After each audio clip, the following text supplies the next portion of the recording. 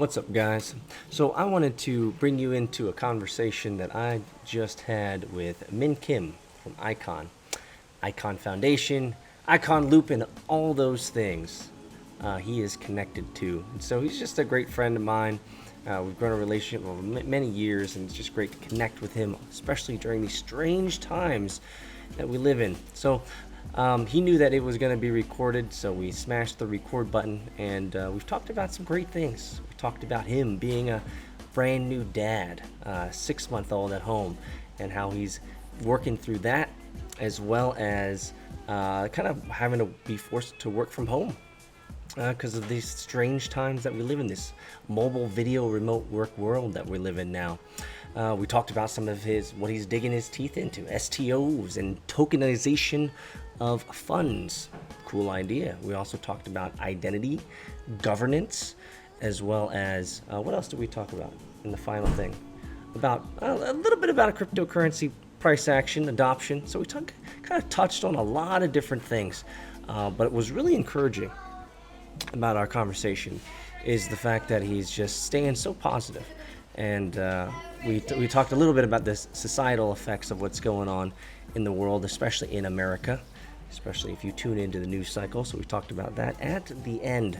But he's staying positive, and he's got a lot of great stuff coming up in the future, guys. So I want to invite you into this conversation that I had with Min Kim. Enjoy it, guys. Enjoy the whole thing. It's like 40 minutes long. Put it on the background. Listen to what a master has to say. Guys, I'll see you on the other side. Well, look at that. What's up, man? You're on mute. Yeah, sorry. It's all good. Look at that. We're both wearing black hats, man. Must have been something in the memo, right? Exactly. Man, it's been a long time. How you been? Good, man. How are you? You seem relaxed. There's not much we can do. Just stay home. Yeah. How long have you been out of the offices, man? It's been a quarter now, so about 3 months. Okay. You're handling it well? Yeah, I'm doing great. Oh, that's great. So let me ask you then. What are some ways that have enabled you to deal with this being at home? What are some ways that have enabled you to make this time great?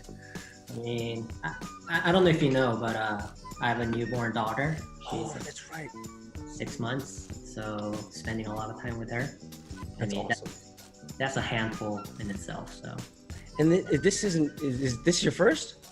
Yeah, it's my first. So that's right. You have two boys, right? I got I got a 9-year-old daughter and a 7-year-old son who's Nice. always on the track with me about 3-4 days a week. So Yeah, I see him on your on your YouTube post or yeah, on the Twitter. there. Yeah. So man, with now that you're a new dad, how has that changed your perspective of life? I'm just curious. I mean, I'm it's for every man, it's always different. But now that you have a new priority, right? This golden jewel, this thing that's going to grow up and mature. What has changed so far for you, if anything? I mean, it's always been family first for me, so nothing changed there. But obviously, we have the little one who is the highest priority. So we're doing everything possible to make sure all our schedules revolve around her. You know, I do my best. Of course, the wife is the champion in this household at the moment. She provides, she does so much compared to what I do. So all credits to her. And I try to balance between work and taking care of the baby. So trying to do my part, but I'm still learning. I'm a learning father. So, the entire process has been just trying to learn. Oh man, it's so I have to ask, are you getting enough sleep? Is she sleeping through the night, or is it still just she's been great? She's well behaved. Awesome. Sleeps throughout the entire night. Very healthy, eats well, no complaints. So she's been a great daughter from the very beginning. That's great. So you've been able to manage both this new fatherhood, the new daughter, and work as well. So I mean, being at home, you kind of have to create like a new discipline, like new behaviors around that. So when are you getting your work in? Is it just early morning? Is it all throughout the day, or do you have like time boxes for work? Yeah, definitely. Early morning. I try to, it's not even I try. I have to get up early morning, and I do my dad duties, in the morning. You know, in the past, until recently, I actually took care of uh, the baby from around dinner time till about 8, 9 a.m. in the morning. Oh wow, And trooper. that's when the mom gets her beauty rest, uh, and she gets her free time. So I'm the person who, took care of her, usually put her to Mm, sleep. If she woke up during the night, I kind of put her back to sleep. And then in the morning, I make sure feed her, and do all that. that's awesome. I try to do that. But these days, kind of the time has flipped a little bit. So I have to work a little bit more in the evening, Mm, because of the Korea time difference. So, I mean, I've been juggling, you know, both ends. Like sometimes I get up in the morning, sometimes I wake mm, up, mm. but it's been fine. We've been managing well. That's good. Oh, it's just man, it's inspiring and encouraging to hear that you're doing so well in these very strange times. I think we can agree, right? In these very strange times, I'm hoping that everyone is doing well, but it's great to specifically hear that you're doing well through this with a newborn. I mean, a brand new challenge. Yeah. Yeah. So how you been? I mean, with your free time, with your work, with everything. I mean, I haven't heard from you for a while. So what's the latest with you? Oh, well, spending about 3 to 4 days a week on the go-karting track with my son. So I don't know if you can see, but there's 4 go-karts back here that I'm working on. So he just got finished a race in that one on the stand. So I Mhm. have to do a complete tear down and break it down and clean it and make sure that it's ready to roll. But other than that, I've been doing agile consulting, which is what I've done before. Always juggled agile consulting and agile training, training corporations and executives and management and employees and Scrum and Agile. I've always done that and juggled that between startups. So that's something that I'm doing right now, and it's really interesting because everything is moved to digital, right? So I Mhm. used to do all of this stuff in person. So I'd fly all over the world to different companies, different clients, but now because of these strange times, everything has to be done online. So it's been for me, the transition wasn't bad because I love online, right? Yeah.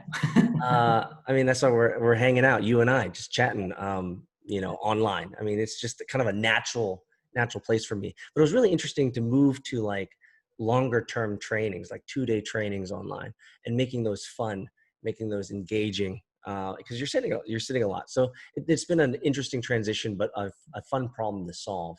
And what I've seen, I'm always looking for the opportunity in things. What I've seen is that the world is definitely we are moving even faster towards the reality of a mobile video remote work world. You Of know, course. and that in some ways, what you're doing and what I am peripherally involved in now, in the crypto and blockchain space. I mean, the crypto and blockchain is basically two peas in a pod, with the digital remote video, and mobile first world. Yeah. Yeah. I mean, exactly. I mean, you know, we've been working remotely here in the US for about 3 months, as I said. Mm, And it's quite a bit of learning experience.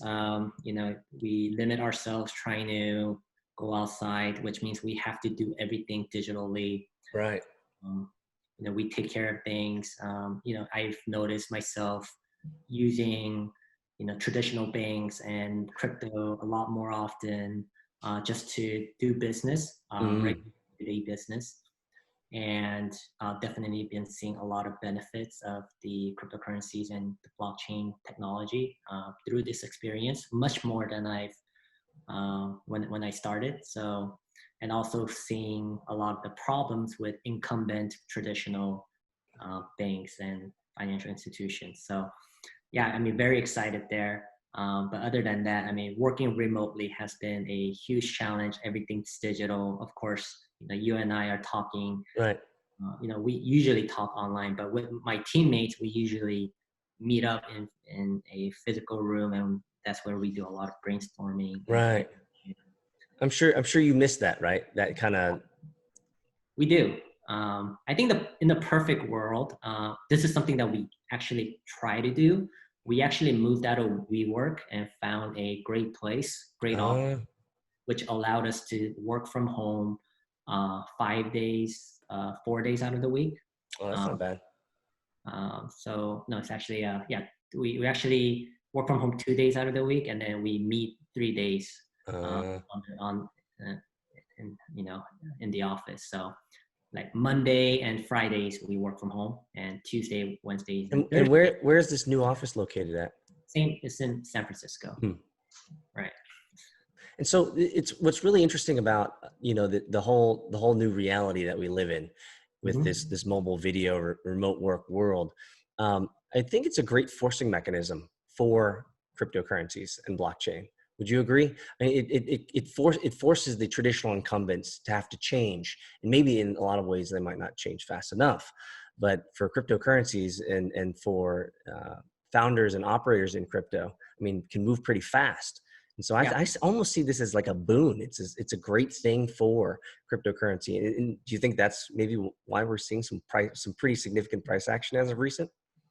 I mean, I think there's a lot of theories out there with what's happening with the space. Obviously, with some of the newer, uh, ICO like, uh, you know, DeFi space happening with the yield mining. I mean, there are some Mm, interesting experiments that are happening, which I, agree it is very exciting, but it's in a lot of ways, we are drinking the Kool-Aid again. So me, um, but other than that, we actually see from our day-to-day experience, just working with, our team, our clients, working with different blockchain projects. I mean, we're actually at a stage now that the Icon blockchain is working very well.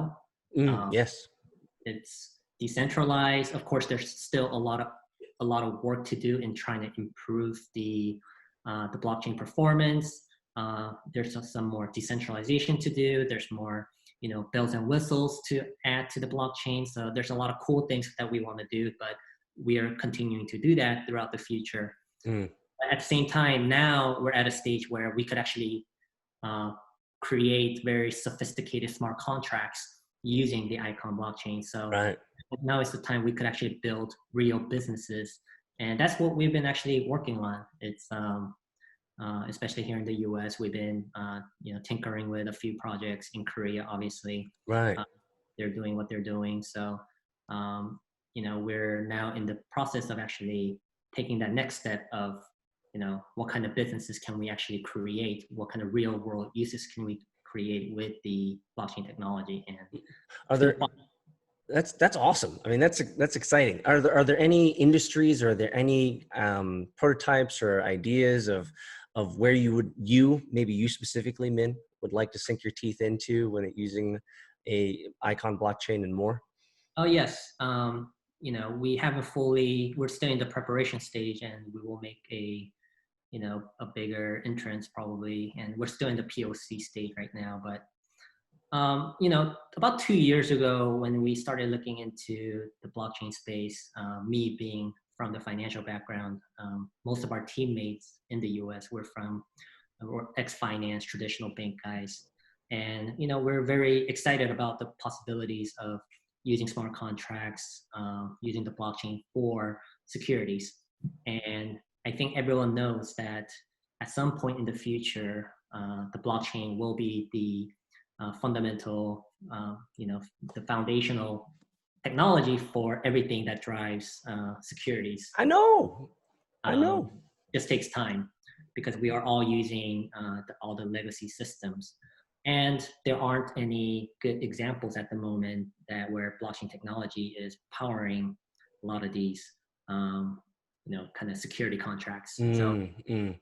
I mean, there are few, but I mean, it's still in a work in progress. When I looked into security tokens about 2 years ago, we actually looked into tokenizing a fund.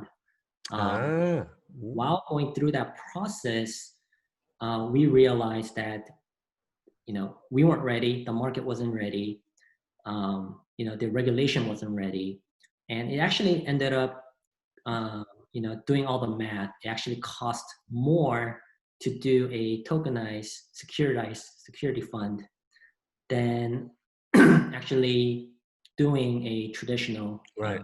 VC or PE fund.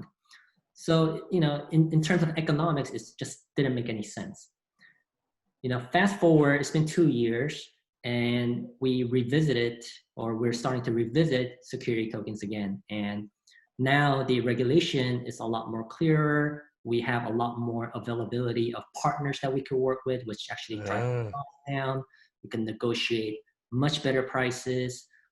So mm. we are in this area where we are exploring a POC level of a security token at the moment. So the constraint a couple years ago wasn't technological; it was availability and supply of opportunity, investors and capital, right?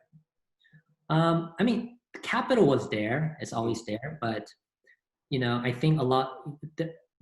There has been a lot of, we call it STO, right? So Mm. STO. Yep, So there were a lot of companies trying to get into the STO space. for sure. For all those guys, they were spending a lot more money setting up these type of VC funds or these secondary trading, platforms, an exchange, Right, security tokens, and these actually cost a lot more than they probably expected. for But sure. they all went and did it because they expected there will be a strong enough market demand or a secondary market demand, making up for all that cost. And Right. then it turned out the market wasn't ready for it. Mm, So, fair. I think we just need to understand that the economics needs to make sense from the point when you set it up, Right. and we're realizing that okay, like compared to 2 years ago, even if you wanted to tokenize a VC fund again, the cost will be a lot cheaper now. I think economics wise, it is still a little bit more expensive, but it is a lot more reasonable. That makes sense. And when you say tokenizing a VC fund, in what ways are you tokenizing the VC fund? I mean, you see already see some examples out there. I think Spice VC has created a Mhm. VC fund, and I then haven't they I haven't heard of them. represent you know equity, and then Okay, blockchain capital has of a course. liquidity fund called BCAP tokens that represents a share in that fund. So there are Mm, examples that are already existing out there. Um, I think now, even when BCAP first started, they did it on a very simple ERC20 tokens, which later they upgraded to a more, STO standard by right. a company called Securitize. It's definitely a lot better. It's a lot more compliant. It's cheaper. So, I think the technology wise is getting there. I think more and more people are getting used to these type of new type of like investment opportunities. Right.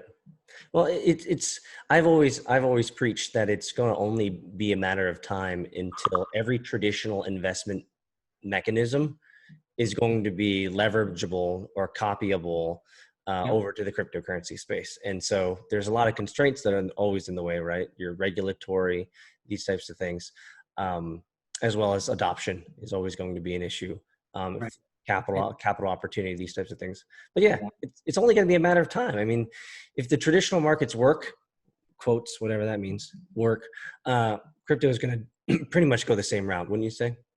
Right. I definitely agree, and you already see that, especially with stable coins where Yeah, um, for sure. USDT, Trust Token, even Tether is more widely used than what it was versus 3 years ago. And these are, Consumption's only up.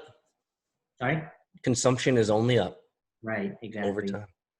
So, I think everything's trending in the right direction. There's more adoption.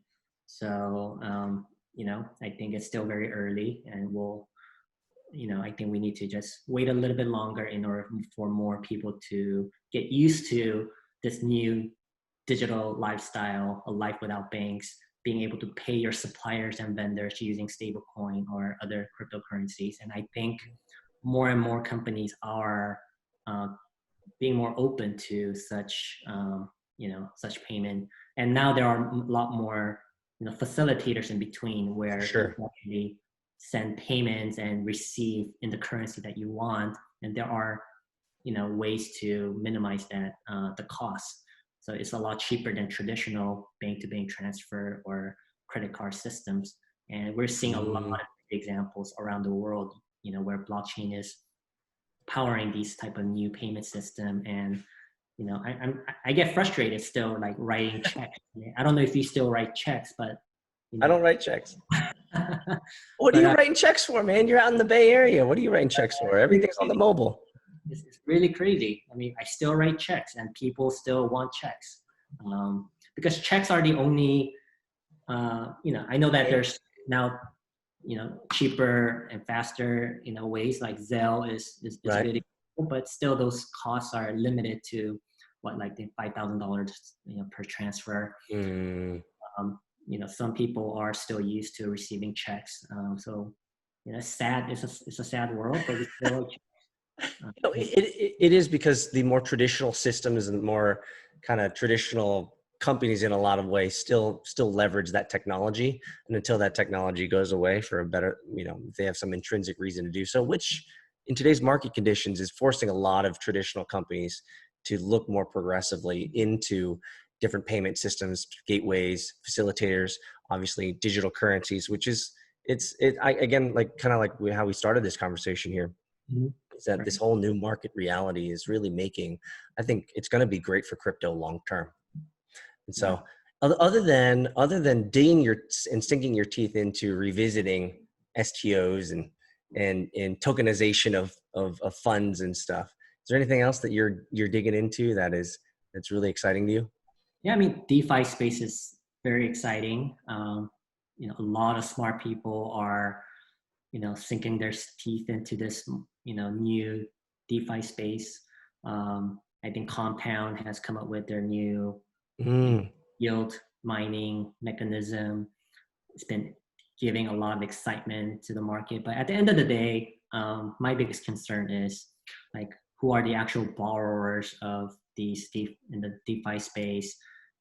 I wouldn't really claim that the traders who are borrowing money to trade more crypto are real, Right.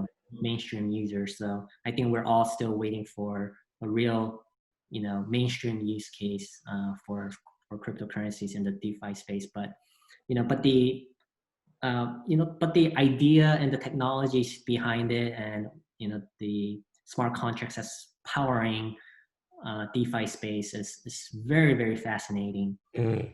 And me just being able to play around with these new toys is super exciting.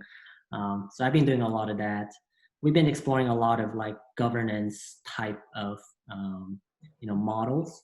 So um, you know, I think Compound again is one example of how governance is baked into a token. Icon, we actually is, most of our decision making is on chain.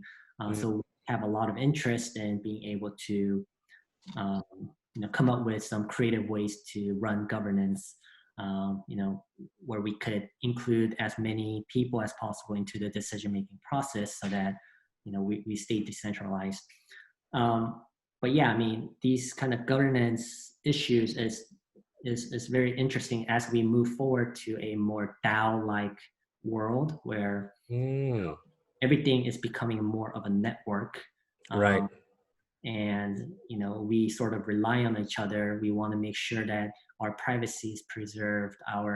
We have the power to make decisions, and we want to be not only a user, but we want to be a owner of a network. So, Mm, as we move forward towards that future, I think governance is extremely, extremely important. And there's so many different governance models out there right now, that are, honestly, none of them are perfect. Um, and we're all struggling to make each of our governance, we're trying to change little things, experiment with it, trying to make it better. Even Icon, we're experimenting with a lot of governance features, and we will right. be coming up with more.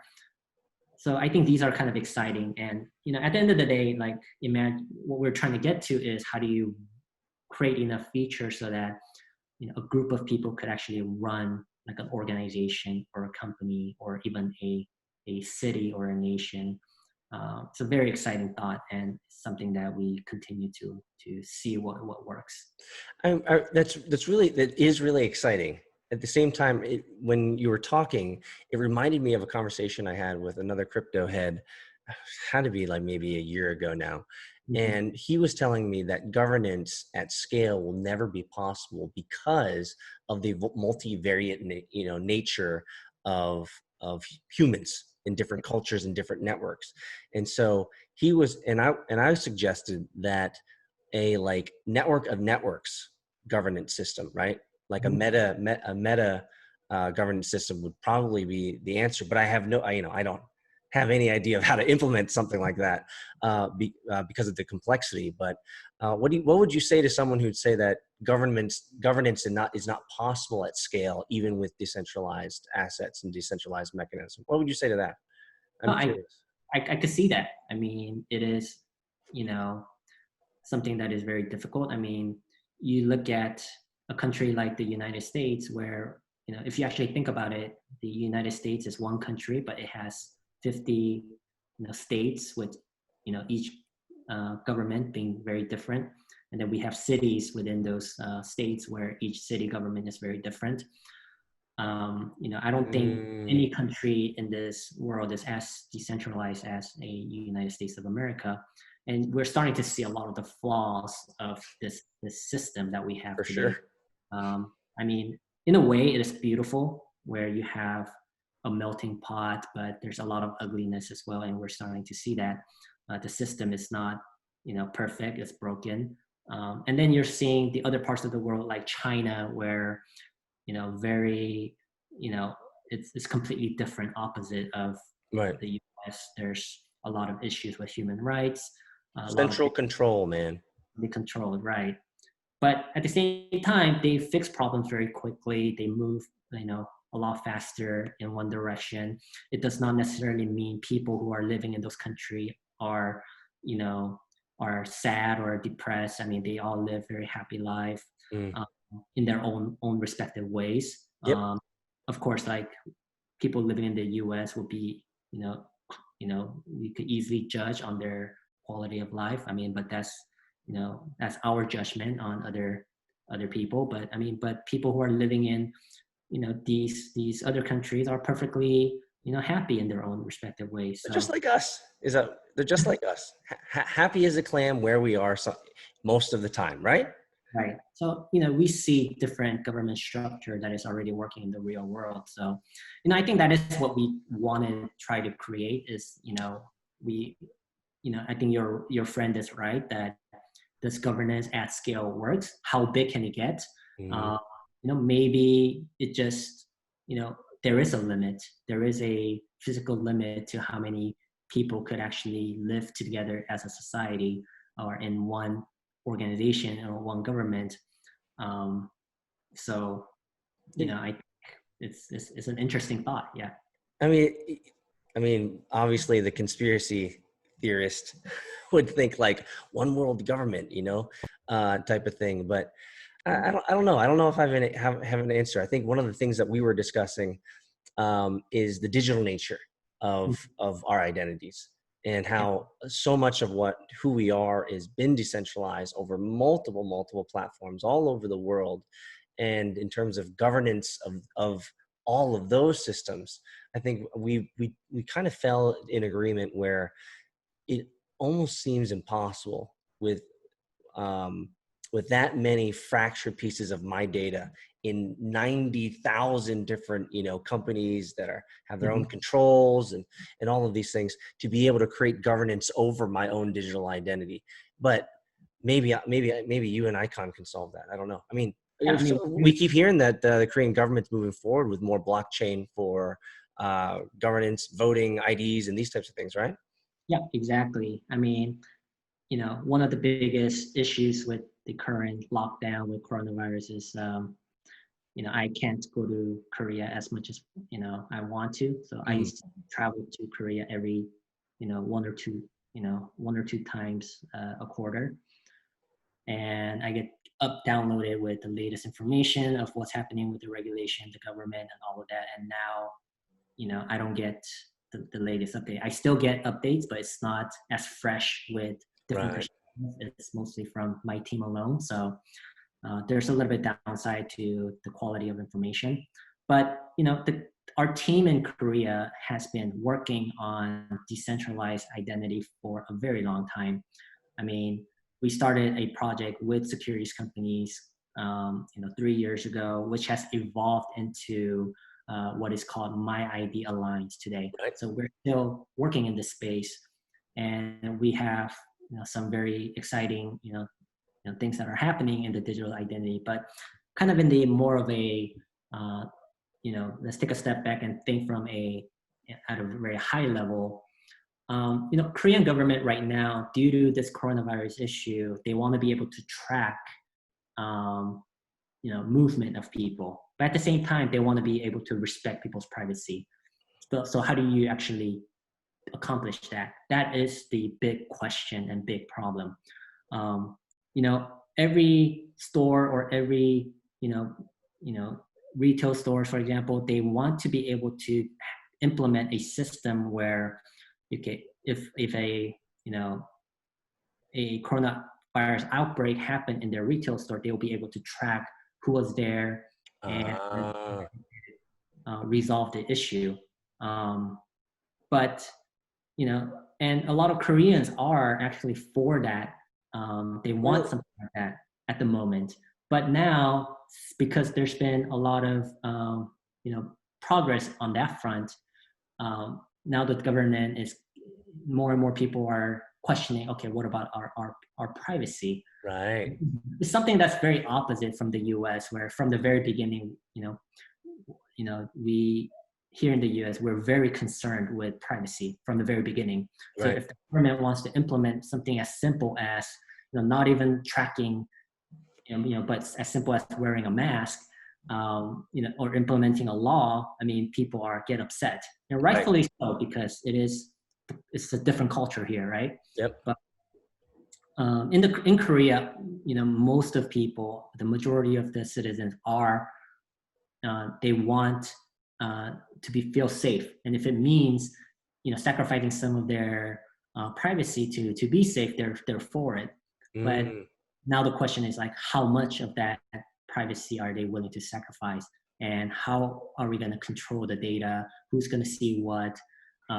Who's going to track what? A lot of those questions are being unanswered at the moment. So there's this very beautiful social experiment happening, and our team in Korea is there. They're in the forefront of helping governments and cities officials, and politicians think through those problems, and we're trying to come up with a solution together. And these kind of solution is something that you can't solve immediately. I mean, there's a lot of different parties who are involved with different opinions, so you kind of have to be a mediator, and mm. we're sort of playing that part at the moment. Don't when I can find reasonable argument that once you allow kind of any type of shoreline, Mhm. in terms of safety versus privacy, right? Mhm. Uh, your privacy is just going to erode, just like the shoreline does over time, right? And I mean, once you give them a little bit of a foot in, don't you? I think there's a good argument that to be made that once you give them a foot in and say, hey, here's the aesthetic safety that you think you feel, uh, given to us by some authority. but it's sacrificing privacy, and we know where you are all the time. Wouldn't it naturally continue to devolve, or maybe evolve into total control, not total control, but total surveillance? Or are we, or some would argue that we're already at that state. We're just not at a, a state where we all functionally recognize it. Does that make sense? Right. I mean, you're absolutely right. And I think it's a question of how far can we go? I mean, the fact that I carry this around with me everywhere, right? I'm already surveilled. It just, By the big tech companies. But, I mean, I think one of the, so you can't quote me on this because I'm not 100% sure. for sure. But, you know, I've been hearing that, like, for example, even one of the ways they're trying to do is to set a time limit. So, like coronavirus is about, you will find out if you have it or not in about 2 weeks. So, your data should be erased after 2 weeks, where you went, what you did. So maybe there's a way to keep your data for only a couple of weeks and the rest gets destroyed. So it kind of keeps privacy, but at the same time, you know, you're ensuring everyone else's safety within those 2 weeks period. Well, what would be, where do you fall? Where do you fall in it? Are you more traditionally Korean in the way that the Koreans have responded to the coronavirus and privacy versus, safety, or do you fall more in like the American culture of privacy? We need to have this conversation up front before we implement anything. Yeah, I mean, just definitely, just being a Korean American, I see benefits and costs for both sides. There are some great things that's happening in the Korean space with, I just, a lot of these kind of features and what they're doing out in Korea is actually solving and tackling, the coronavirus issue. So the results are showing that, it's working and people are enjoying lives a lot more. But at the same time, I personally don't like Big Brother, looking over my shoulder. I don't think any Americans here do. Mm. It got me questioning, like, maybe a little bit of sacrifice does improve society as a whole, and that's something that we should deal with. But some suggestions I've seen, kind of go a little bit too far. So yeah, I mean, I think there's a little bit too much control there. There's too little control here in the U.S. And now you see a lot of things happening in the U.S. that we don't like. So, I do go back and forth. So, I mean, it's hard because it's anything when it comes to, personal sovereignty, personal rights, personal privacy. I mean, it's a whole spectrum, right? There are those who are like, bring on the overlords, bring on the droids, and I'll be controlled piece of flesh meat. And then there are those who are like, leave me alone. I don't even want the post office to come know where I live. And so because of that broad spectrum, which is, I like your term, kind of this beautiful experiment in it, it makes us very unique and makes America great. But at the same time, it's like, consensus, what's that? We'll never get it. like in the US, we see all the time, the citizens like standing up, and we openly could criticize the president. We could even call our president a pig, and nobody would come and think you're wrong, or maybe some of them will say you're wrong. But I mean, that's perfectly normal. You could Yep. you have your freedom of speech limit is great. Mm. In Korea, you would never see anybody on TV openly criticizing the president of Korea, because that's just in our culture, that's just just not possible. Mm. So things like that. I mean, the freedom to talk, freedom to do things here in the U.S., your personal freedom, it goes a long, it goes a long way. And I mean, it's what America is so great. It's about, that's why we have so many more entrepreneurs, in my opinion. We have so many more small businesses that are successful. I mean, there's I think just kind of that open culture has a lot of great benefits in terms of coming up with things that are much more creative and being able to live in a creative way with each other. I think actually has like a lot of great benefits to society. Oh, I agree. I absolutely agree. So I want to be cognizant of your time because, this is just an opportunity for us to hang out and catch up. Obviously, me ask some great questions because I'm always a curious bee. Um, before I let you go, because I do want to be cognizant of your time, and you have a newborn that I just love. I love. You're gonna have to send me some pictures on email later. I don't want to have to. You don't have to flash it up here on the screen here, but what are you excited about for? We're pretty much halfway done the year. Oh man, it's flown by real fast, hasn't it? Yeah. Almost halfway done, basically halfway done. So we're moving into July. What are you excited about in the stuff that you're engaged in today, other than being a new baby daddy? Other than that, in your work and what you're engaged in, what are you excited about for the rest of this year?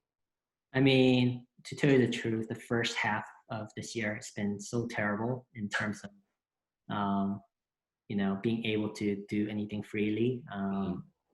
Because, not just because I have a newborn baby, but because of there's so much negative news. Oh, for sure. Turn it off. Less, right, exactly. You know, there's so much going on. So, what I'm looking forward to the second half of the year is much more something more positive. Uh, I do I think agree. that a lot of these things that's been you know holding us back the first half of the year. This is kind of the worst is behind us, Mhm. and we'll see things that are a lot more positive here on forward. I know that things are still going to be a struggle. We still need to fight for you know you know a lot of things, but at the same time, I mean, I'm hoping that things will go be a lot more positive. Um, I do think that I'm just like waiting to resume life here, being Please. able to meet friends, go out there to a restaurant, and not having to worry about people I meet, or wearing a mask, or not being um, you know not having a racist yell at me. I think all of these kind of things are kind of starting to get better. So just resuming life, I think is going to be one exciting part, and just realizing that I could travel, I could do a lot of the things I used to do. You know, I think this experience just like made me appreciate life a lot more. So it doesn't even have to be, like much better, expectation. My expectation is like maybe not as great as it used to be. So anything marginally better, I think will be great. Oh, I love that answer. I love that answer, and I would agree. I think the situation in the first half of the year has been for me as well a great reminder of the simple things in life and appreciating just just appreciating those small things and being able to, as blessed as I am and you are, being able to be with our family Mhm. more than we ever imagined, but at the same time appreciating that that's not going to last forever, you know. Right. And and work wise, since a lot of the probably icon people are going to watch this. I mean, work wise, I mean, we're very excited about launching new things, Mm. trying out and growing new features. So we're very excited about second half of this year, and things that we're going to be working on the security token side. Hopefully, we'll be able to share more of that. What I want to do is I don't want to just sit here and talk about what we're going to do. Mm. Uh, I think going forward, we want to actually show like a lot of the actual business use cases that we're doing. Um, you know, things that I want to be working on something that I'm excited for, something I believe in. So, Well, I think there's a lot of good things that will happen this year, and I just want to kind of go out there and share these things once it materializes. Awesome. Awesome. Well, thanks so much, Min Kim. It's great catching up with you. It's always great. It's always great. I feel like having met you and obviously talking like this and hanging out digitally, I know that I have a friend on the other side of the world. And so much props to you and the Icon team. Obviously, give my best and my love to the new fam and your new little baby daughter there. And we'll talk again soon, brother. All right. Thank you. Talk soon. Bye bye. Peace.